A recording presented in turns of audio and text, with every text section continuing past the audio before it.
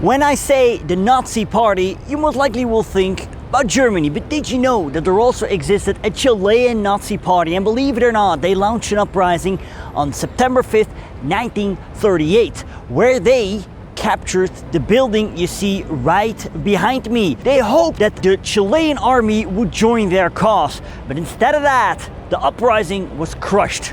Who were these Chilean Nacistas? Why did they launch an uprising? And how did it fail is what you will learn today.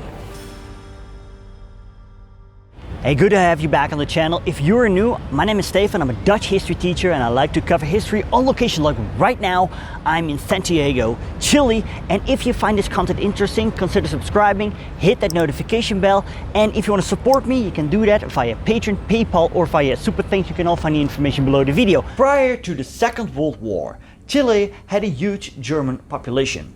Most of them had migrated to Chile in the mid-19th century. Germans were welcomed. They had a strong work ethic, but not a strong state that could put pressure on Chile. Germany was to be united in 1871. But even in the years after, Germans migrated to Chile. For example, after World War I, after 1918.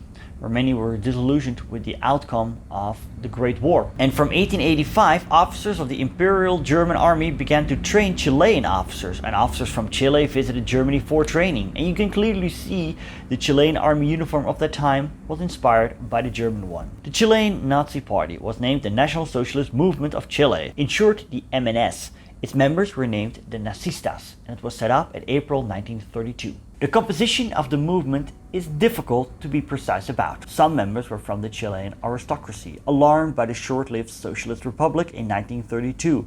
But the victory of Arturo Alessandri and the right in September 1932 to an extent undermined that trend. Some of the aristocracy retained a degree of sympathy for the Nacistas, expressed in the form of donations of money, but active participation dwindled before it had really begun. The movement was mainly middle and upper class, predominantly youthful and predominantly male. Of its founding members, some had close ties to Germany. The leader, Jorge González von Marées, had studied in Germany, and he nicknamed himself El Jefe, the chief. The movement, however, dissociated itself from the more extreme movements that sprung up in southern Chile among German migrants. The MNS was mostly concentrated in Santiago, in the central and southern areas.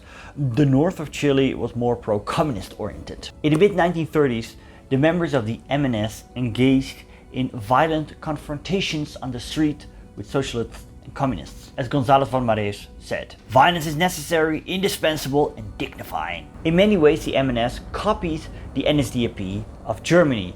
We can see that by their use of violence, youth mobilization, salutes, flags, and uniforms. It also had a paramilitary wing, the assault troops, in short the TNA, and this was basically a Chilean variant of the German SA. They claimed to be third position, being both anti-communist, anti-socialist, and anti-capitalist, but when it came down to violent confrontations, it was always aimed at communists and socialists. They were even willing to make alliances with the right-wing pro-capitalists. The combination of absolute authority, strict discipline, and a rigid hierarchy controlled from above encouraged the kind of totalitarian conduct which characterized fascism elsewhere, within both the movements and the countries where it succeeded in taking over the government. The Nacistas in Chile, they advocated for the so-called nationalization of Chile in response to what they believed were international dangers: communism, Jewry, and Masonry. Now, what was unique is that they believed in a so-called aristocratic state, which they defined as a government by the best. They put themselves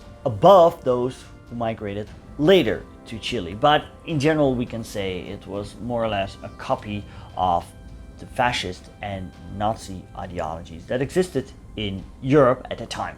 As one member put it, "We Nacistas are not trying to be original. The fascist ideology is in our judgment universal and applicable to every country sharing our culture. It is not the simple desire to imitate, which had spread it across the entire world, even into liberal and traditional England." Just as the other extreme ideologies that existed at that time, they wanted to find an answer to the Great Depression.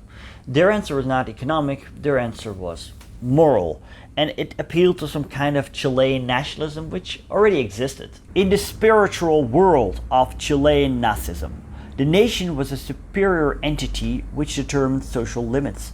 For the MNS, the nation as a natural entity within which social economic problems were discussed and solved. No foreign elements had the right to interfere in this process. In the end, the party had limited success and never became a mass movement. So this raises the question, why then launch an uprising and expect the Chilean military to join your cause? Well, to explain that, we have to explain the political situation of 1938. In 1938, the MNS joined the presidential campaign of Carlos Ibáñez del Campo, the authoritarian military ex-president. Now, on the 4th of September 1938, Ibáñez's followers, among which members of the MNS, joined a gathering where his candidacy was announced. The gathering was a huge success, and most likely, MNS leader González von Marées believed that a putsch had to be carried out the next day. It would be limited in scale, carried out by loyal TNA members, and would then trigger a large-scale military uprising within the country. Oh, real quick, if you're from Chile, let me know what you think of this topic and this video. I really like to know. So the initial coup was to be carried out by TNA men, and that happened on September 5th, 1938, where they occupied two buildings. The central building of the University of Chile in downtown Santiago and the Workers' Social Security building right next to La Moneda, the presidential palace. When doing this, one member of the Chilean military police, the Carabineros, was killed. Some clerks were taken hostages and two high-tension electrical pylons were blown up. So did the army join the Nacistas? No. The response of the government was harsh and swift. A shootout began between government police and troops and the besieged Nacistas. At the main building of the University of Chile, 2 cannon rounds were fired at the doors and 6 TNA members died in this. The rest surrendered and were taken prisoner. At the Workers' Social Security building, or the Seguro Obrero, the firefight lasted longer. 1 TNA member was killed in this, and eventually they surrendered as well. They were led away and summarily executed by the police. In total, 54 were summarily executed in what became known as the Seguro Obrero Massacre. This was ordered by the commander of the Carabineros of Chile. Many believe Liberal President Arturo Alessandri Palma gave the order, but we cannot know this for sure. After the massacre, Ibáñez withdrew from candidacy, and left-wing Pedro Aguirre Cerda won the following elections. After the uprising, the Nazi Party of Chile was disbanded, an offshoot fascist party, the Popular Socialist Vanguard, was set up, and this was disbanded in 1941. When World War II broke out, Chile declared itself neutral, and they did not want to rupture diplomatic ties with the Axis powers, most likely because Chilean politicians did not want to alienate German voters. But pressure came from the US to do so. And eventually, the country yielded to the pressure early in 1943. The fact that the Allies began to win the war and the possible risk of being alienated, with the result of Peru and Bolivia wanting to settle old scores from the War of the Pacific, it would have been foolish not to join the Allies' side. It was not until February 1945 when Chile officially joined the Allies and declared war on Germany, but they didn't commit troops to the war effort. Eventually, the war had a negative impact on Chile in both economic and political terms. Its initial neutrality cost the country in terms of weapons, finances, and goodwill. If you want to learn more about South American history, click right here. Thanks for watching, and I'll see you later.